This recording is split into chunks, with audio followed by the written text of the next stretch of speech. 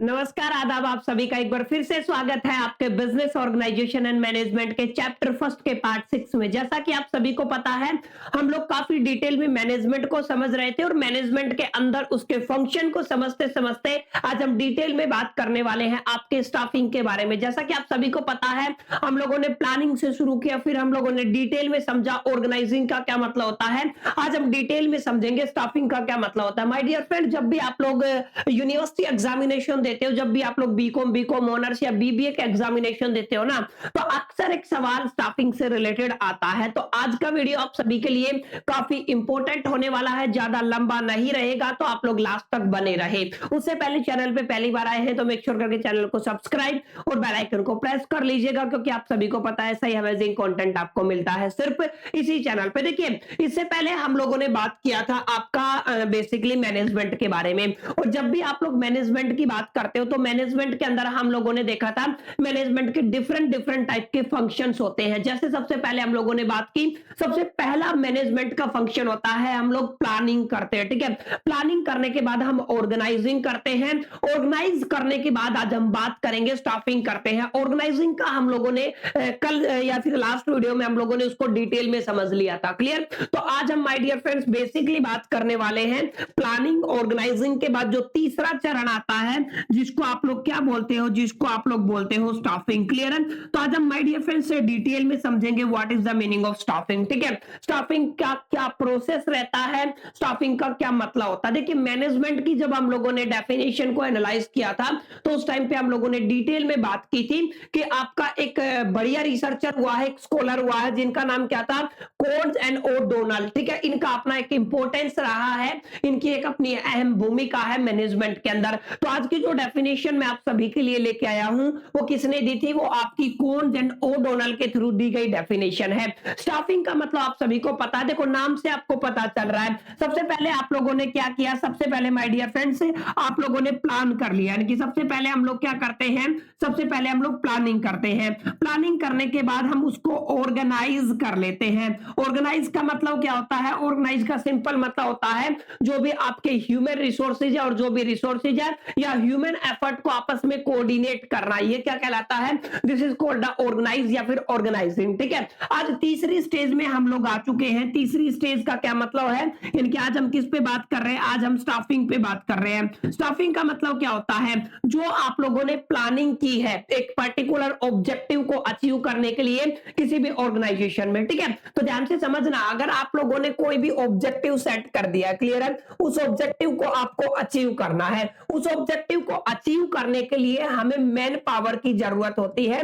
This is going to be very very important, यानी कि आपको मैन पावर चाहिए। अब मैन पावर में भी आपको ये देखना पड़ेगा एग्जैक्टली सही राइट पर्सन को कैसे आपको सेलेक्ट करना है। ठीक है, उसका सिलेक्शन क्या रहने वाला है, उसका रिक्रूटमेंट का प्रोसेस क्या रहने वाला है, कैसे उसकी एबिलिटी को मैक्सिमम यूज करके अपने ऑब्जेक्टिव को पूरा किया जा सके, कैसे उस बंदे की ट्रेनिंग करनी है। तो ये सारी कलाकारी किसके अंदर आती है, ये सारी कलाकारी आती है आपकी स्टाफिंग के अंदर। स्टाफिंग का केवल ये मतलब नहीं होता है कि आप लोगों ने सही पर्सन को सेलेक्ट कर लिया और जो भी आपने ऑर्गेनाइज किया है प्लान उसके हिसाब से नहीं। स्टाफिंग के अंदर रिक्रूटमेंट से लेके उसके कंपनसेशन तक आता है। अभी रिक्रूटमेंट क्या होता है, कंपनसेशन क्या होता है, इस बारे में हम लोग आगे बात करने वाले हैं। तो बहरहाल अगर आपको एक बेहतरीन सी डेफिनेशन किसके लिए आपको बेसिकली स्टाफिंग के लिए देनी है तो आप लोग लिख सकते हैं, जो आपका the managerial function of A staffing involve Manning, यानी कि आप यहाँ पे क्या है, इन्वॉल्व होता है आपका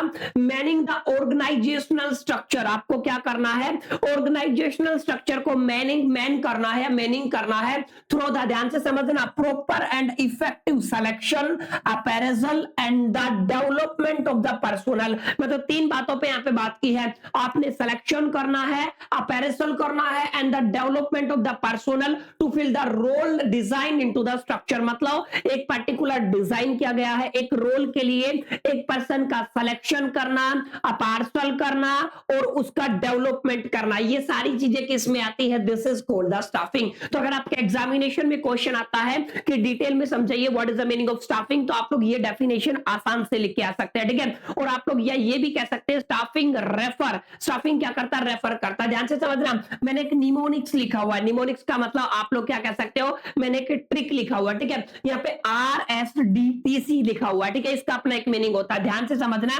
अब मैं इसको एक बार साफ कर देता हूं यहां से। RSDTC का क्या मतलब है, ये आपको समझने वाली बात है। RSDTC का क्या मतलब है, आर आपका रिप्रेजेंट करता है रिक्रूटमेंट को, क्लियर है। तो सबसे पहले यहाँ पे क्या किया जाता है, आपका रिक्रूटमेंट किया जाता है, क्लियर। तो आपको ध्यान में रखना, स्टाफिंग के अंदर सबसे पहले आप लोग रिक्रूटमेंट करते हो किसी भी पर्सन का। एस का मतलब ध्यान से समझो, एस का क्या मतलब होता है, एस का मतलब होता है रिक्रूटमेंट के बाद आपको उसका सिलेक्शन करना है, और सिलेक्शन के बाद डी का मतलब आपको क्या करना पड़ेगा, उसका डेवलपमेंट करना पड़ेगा, यानी कि डी का मतलब क्या आ जाएगा, उसका डेवलपमेंट, क्लियर है। डेवलपमेंट के अंदर उसकी ट्रेनिंग हो गई, उसको ऑब्जेक्टिव के साथ अलाइन करना, ऑल एंड एक्टिविटी जो भी आपके ऑब्जेक्टिव को अचीव करने के लिए उसके उसमें हेल्प कर सकती है, ठीक है। इसके बाद आपका एक टी रहता है, टी का मतलब होता है माय डियर फ्रेंड्स आपका ट्रेनिंग, ठीक है। ट्रेनिंग उसको देना होता है ताकि जिस ऑब्जेक्टिव के लिए उसको हायर किया गया है उसको अचीव किया जा सके। अच्छा, सी का मतलब होता है आपका कंपनसेशन, ये आपको ध्यान में रखना, क्लियर है। क्या होता है आपका कंपनसेशन, इसका मतलब जब भी आप लोग ऑर्गेनाइजिंग की बात करते हो तो रिक्रूटमेंट से लेके आप लोग कंपनसेशन तक की बात करते हो। ये पूरा का पूरा प्रोसेस क्या कहलाता है, ये पूरा का पूरा प्रोसेस आपका स्टाफिंग कहलाता है। और किसी भी ऑर्गेनाइजिंग के लिए, किसी भी ऑर्गेनाइजेशन के लिए staffing is going to be one of the important aspect, clear है, one of the important role of the management. एक अच्छे मैनेजमेंट में एक अच्छी स्टाफिंग होना बहुत ज्यादा जरूरी होता है, क्लियर। आई होप कि आपको समझ में आया होगा, आप लोग क्लैरिफाई कर पाएंगे कि एग्जैक्टली इसकी डेफिनेशन क्या होने वाली है, क्या इसकी डेफिनेशन रहती है जब भी आप लोग स्टाफिंग की बात करते हैं। अपार्ट फ्रॉम द डेफिनेशन अब आगे चलते हैं, इसकी फीचर्स की हम लोग बात करने वाले, स्टाफिंग की क्या फीचर रहने वाले हैं, फिर हम इसके सिग्निफिकेंस और इंपॉर्टेंस पे बात करेंगे, एंड फाइनली इसके सिलेक्शन प्रोसेस के ऊपर भी बात करने वाले हैं। देखिए यहाँ पे मैंने लिखा हुआ है आप सभी के लिए फीचर्स ऑफ द स्टाफिंग। आपके एग्जामिनेशन में क्वेश्चन ऐसे भी आ सकता है, explain the features of the staffing, या फिर आपसे ये भी पूछा जा सकता है कि आपको एक्सप्लेन करना है staffing and the features of the staffing both, clear.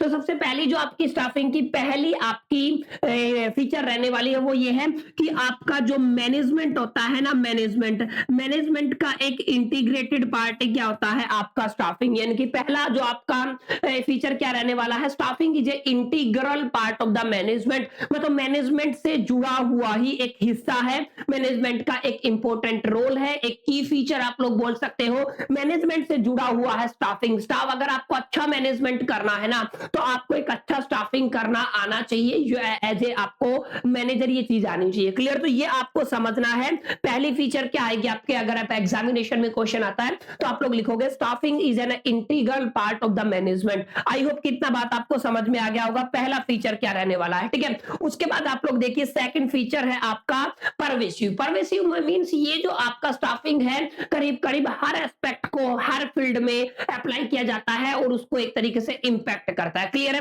अलग अलग आपके डिपार्टमेंट होते हैं, हर डिपार्टमेंट में स्टाफिंग की जाती है, क्लियर है। तो इसको क्या बोलते हो, परवेसिव। तो ये आपको थोड़ा ध्यान में रखना है। आगे बात करता हूं, स्टाफिंग असल में कोई डेजिग्नेशन नहीं है, यानी कि एक आपका कोई रिजल्ट नहीं है स्टाफिंग, ठीक है। स्टाफिंग असल में अपने आप में कॉन्टिन्यूअस प्रोसेस होता है, जस्ट लाइक द मैनेजमेंट जैसे कॉन्टिन्यूअस प्रोसेस होता है ना, ऐसे ही आपका स्टाफिंग एक कॉन्टिन्यूअस प्रोसेस होता है, लगातार निरंतर चलने वाला एक प्रक्रिया होती है, क्लियर है। स्टाफिंग चलता रहता है, अच्छे ऑर्गेनाइजेशन अच्छे मैनेजमेंट के लिए स्टाफिंग लगातार आपको करता रहना पड़ता है। तो this is not a particular result, this is not a designation, ठीक है, it is a continuous process. अच्छा, स्टाफिंग में मेनली हम लोग डील करते हैं ह्यूमन बीइंग के साथ। एक अच्छे ह्यूमन को सर्च करने से लेके उसके सिलेक्शन से लेके और उसकी कॉम्पेंसेशन तक का पूरा कार्यक्रम किसके अंदर आता है, वो आता है आपका स्टाफिंग के अंदर। तो ये आपका अगला फीचर रहने वाला है my dear friends, clear. I hope, उम्मीद मैं ऐसा करता हूं आपको यहां तक समझ में आ गया होगा।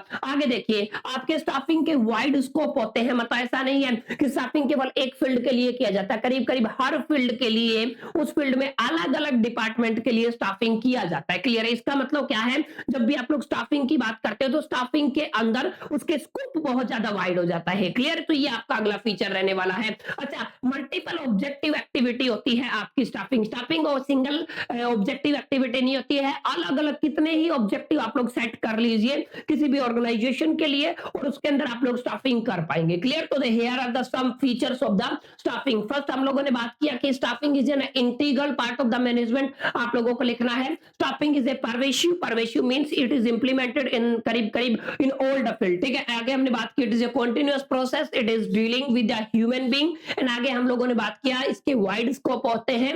लास्ट एंड फाइनल हम लोगों ने देखा multiple objective of the activity. अब डिटेल में आप लोग समझ पा रहे होंगे असल में स्टाफिंग क्या होता है। क्लियर? तो स्टाफिंग से रिलेटेड आपको काफी कुछ क्लियर हो गया होगा।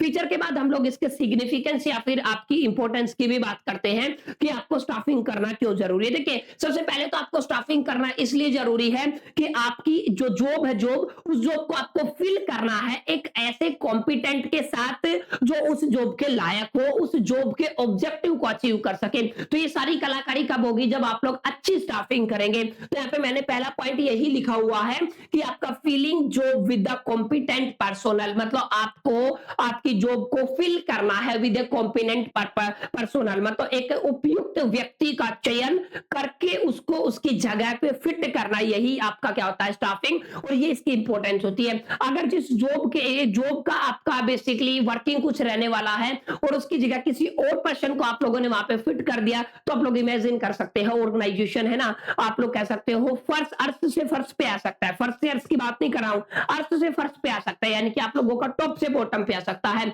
डाउनफॉल हो सकता है आपकी ऑर्गेनाइजेशन का। क्लियर?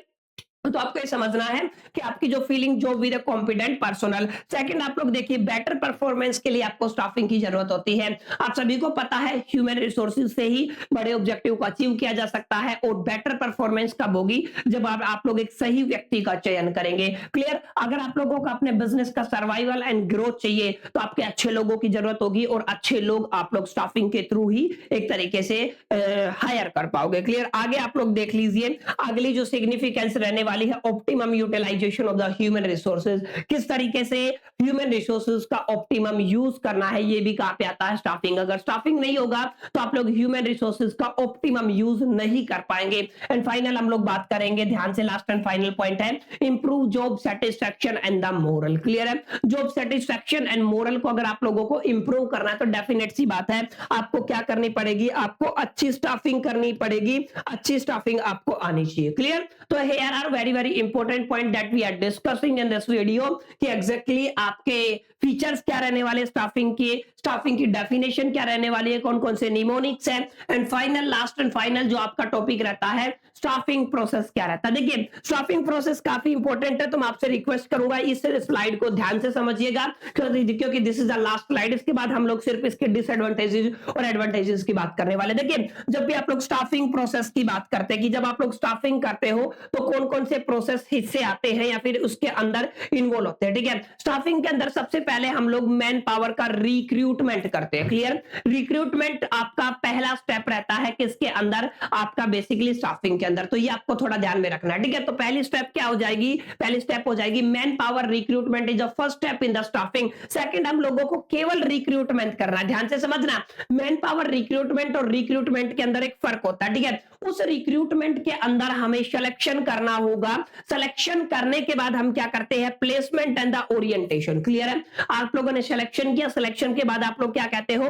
Placement and orientation. जिस आदमी का चुनाव आप लोगों ने कर लिया, जिस इंप्लॉय का चुनाव आप लोगों ने कर लिया, जिस व्यक्ति को आप लोगों ने चुन लिया, उसकी ट्रेनिंग एंड डेवलपमेंट होता है। ठीक है? उसके बाद आप लोगों को उसकी परफॉर्मेंस अपारेशल के बारे में ध्यान देना होता है। एंड फाइनली उसके प्रमोशन और कैरियर प्लानिंग की जाती है। और उसके बाद हम लोग क्या करते हैं? उसके कंपनसेशन की बात करते हैं। कंपनसेशन का मतलब क्या होता है? पैसा। ठीक है? तो उसके पैसे की बात करते हैं। ठीक है? तो यहां से और यहां तक ये तमाम बातें कहां पे आती हैं? ये तमाम बातें आपकी इंक्लूड होती है स्टाफिंग प्रोसेस के अंदर। सबसे पहले आप लोग क्या करोगे? मैन पावर रिक्रूटमेंट, फिर सिलेक्शन, फिर प्लेसमेंट एंड ओरिएंटेशन।